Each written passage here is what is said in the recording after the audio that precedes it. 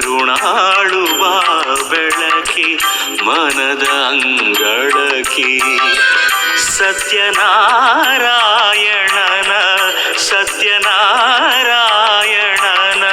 ಧ್ಯಾನ ಮಂದಿರಕ್ಕೆ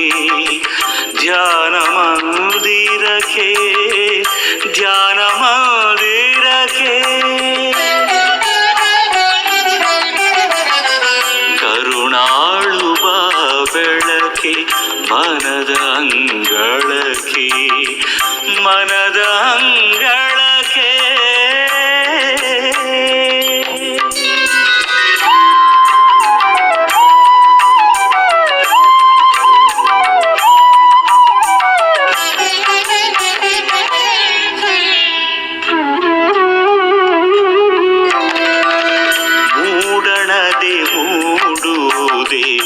ಅರುಣೋದಯ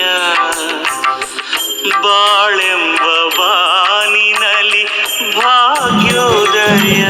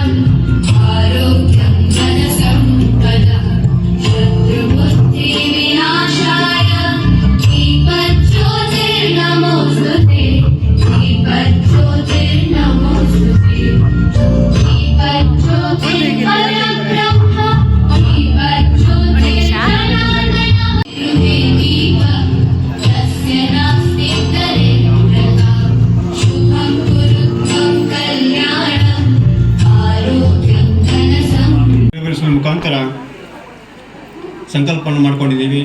ಆ ದೇವರಿಗೆ ವಂದಿಸ್ಕೊಳ್ಳುತ್ತಾ ಈ ಒಂದು ಸಾಮೂಹಿಕ ಸತ್ಯನಾರಾಯಣ ಪೂಜೆಯ ಧಾರ್ಮಿಕ ಸಭಾ ಕಾರ್ಯಕ್ರಮದ ಸಮಿತಿಯ ಅಧ್ಯಕ್ಷರೇ ಹಾಗೂ ಸಭಾ ಕಾರ್ಯಕ್ರಮದ ಅಧ್ಯಕ್ಷರೇ ಹಾಗೂ ಧಾರ್ಮಿಕ ಉಪನ್ಯಾಸ ನೀಡಲಿರುವಂಥ ನಮ್ಮ ಯೋಜನೆಯ ಹಿತೈಷಿಗಳು ಹಾಗೂ ಅಖಿಲ ಕರ್ನಾಟಕ ಜನಜಾಗೃತಿ ವೇದಿಕೆಯ ನಿಕಟಪೂರ್ವ ಅಧ್ಯಕ್ಷರಾದಂಥ ಶ್ರೀ ಅರವಿಂದ್ ಸೋಮ್ಯಾಜಿರವರೇ ಹಾಗೂ ವೇದಿಕೆಯಲ್ಲಿರುವಂಥ ಎಲ್ಲ ಗಣ್ಯರೇ ಹಾಗೂ ಒಕ್ಕೂಟದ ಅಧ್ಯಕ್ಷರುಗಳೇ ಹಾಗೂ ಅರ್ಚಕರೇ ಹಾಗೂ ಎಲ್ಲರಿಗೆ ಈ ಸಂದರ್ಭದಲ್ಲಿ ಹೊಂದಿಸ್ಕೊಳ್ತಾ ಹಾಗೂ ಇಲ್ಲಿ ನೆರೆದಿರುವಂಥ ಎಲ್ಲ ನಮ್ಮ ಶ್ರದ್ಧೆಯ ಬುದ್ಧಿರ್ಬಲಂ ಯಶೋ ಧೈರ್ಯಂ ನಿರ್ಭಯತ್ವ ರೋಗತೆ ಅಜಾಡ್ಯಂ ವಾಕ್ಪಟು ತ್ವಂಚ ಹನುಮತ್ ಸ್ಮರಣಾತ್.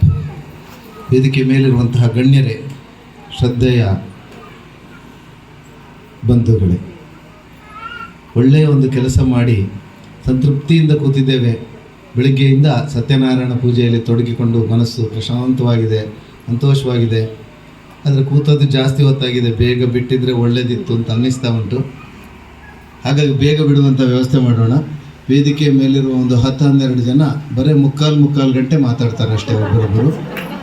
ಇಷ್ಟಕ್ಕೆ ನಾನು 1 ಗಂಟೆ ಮಾತಾಡ್ತೇನೆ ಅಂತ ಹೇಳಿದ್ರೆ ಎಲ್ಲರ ಹತ್ರ ರಿಕ್ವೆಸ್ಟ್ ಮಾಡಿದ್ದೇನೆ 3/4 ಗಂಟೆಯಲ್ಲೇ ಮುಗಿಸ್ಬೇಕು ಅಂತ. ಹೆಚ್ಚಿನವರು ಒಪ್ಕೊಂಡಿದ್ದಾರೆ. 1-2 ಜನ 1 ಗಂಟೆ ಮಾಡ್ಬೋದು. ಇಷ್ಟಕ್ಕೆ ಸಿದ್ಧರಿರಿ ಅಂತ ಹೇಳ್ತಾ ಒಂದು ಚಿಂತನೆ ಕಡೆಗೆ ಹೋಗೋಣ. ಪುರ್ಸೊತ್ತಿಲ್ಲ ಅನ್ನುವಂತಹದ್ದು ಎಲ್ಲರಿಗೂ ಇರುವಂಥದ್ದೇ. ವೇದಿಕೆ ಮೇಲಿರುವ ಯಾರೂ ಸಹಿತ ಪುರ್ಸೊತ್ತಿನಿಂದ ಕೂತ್ಕೊಂಡಿಲ್ಲ. ಬಂದವರು ನಾನು ಕೂಡ ಏನು ಬಹಳ ಪುರ್ಸೊತ್ತಿನಲ್ಲಿಲ್ಲ. ಎಲ್ಲರ ಸಮಯವನ್ನು ಅರ್ಥ ಮಾಡಿಕೊಂಡು ಹೇಳಿರುವುದರಿಂದ, ಧಾರ್ಮಿಕ ಉಪನ್ಯಾಸ ಅಂತ ಹೇಳಿರುವುದರಿಂದ, ಧಾರ್ಮಿಕವನ್ನು ಕೊಟ್ಟದ್ದು ಏನು ನೇರಳೆ ಪ್ರಕಾಶ್ ಭಟ್ರು ಕೊಟ್ಟ ಪ್ರಸಾದವನ್ನು ಹಿಡ್ಕೊಂಡು ಹೋಗೋದು ಒಂದಾದರೆ, ಮನಸ್ಸಿನ ಮೆದುಳಿನಲ್ಲಿ ಒಂದು ಸ್ವಲ್ಪ ಪ್ರಸಾದವನ್ನು ಹಿಡ್ಕೊಂಡು ಹೋಗಬೇಕನ್ನುವಂತಹದ್ದು ಸಂಘಟಕರ ಆಶಯ ಇರೋದರಿಂದ ಸ್ವಲ್ಪ ಆ ಬಗ್ಗೆ ಚಿಂತನೆ ಮಾಡೋಣ.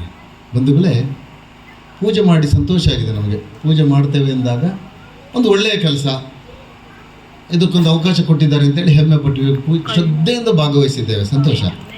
ಎಷ್ಟು ಅರ್ಥ ಮಾಡ್ಕೊಂಡಿದ್ದೇವೆ ಅಂದರೆ ತುಂಬ ಮನಸ್ಸು ಮುಟ್ಟುವ ಹಾಗೆ ಕೆಲವು ಕಡೆಯಲ್ಲಿ ಕಥೆಯನ್ನು ಹೇಳಿರ್ತಾರೆ. ಒಂದು ಆನೆಯ ಜನ್ಮದಲ್ಲಿದೆ, ಒಂದು ನಾಯಿಯ ಜನ್ಮದಲ್ಲಿದೆ ಅಂದರೆ ಆ ಯಾವ ಜನ್ಮದಲ್ಲೂ ನಾವು ತಂದೆ ತಾಯಿಯರ ಋಣ ತೀರಿಸಲಿಕ್ಕೆ ಅವಕಾಶ ಇಲ್ಲ.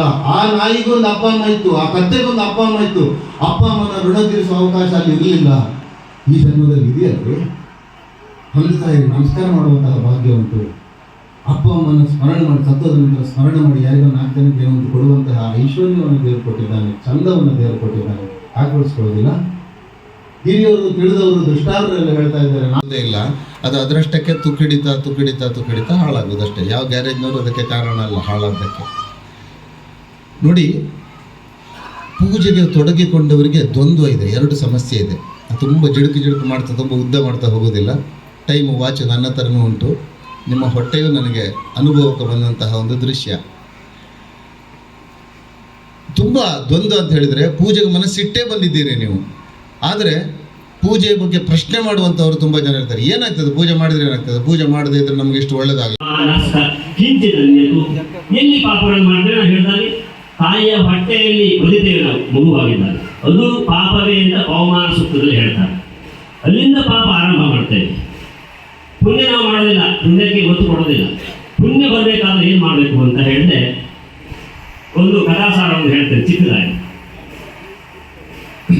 ಕೃಷ್ಣ ಪರಮಾತ್ಮ ಅರ್ಜುನನಿಗೆ ಉಪದೇಶ ಮಾಡ್ತಾನೆ, ಚಕ್ರವ್ಯೂಹದ ಬಗ್ಗೆ ಒಂದು ಉಪದೇಶವನ್ನು ಮಾಡ್ತಾನೆ, ಹೇಗೆ ಗೆಲ್ಲಿಸಬೇಕು ಅಂತ ರಹಸ್ಯವನ್ನು ಹೇಳ್ತಾ ಇರ್ತಾನೆ. ಆ ಸಂದರ್ಭದಲ್ಲಿ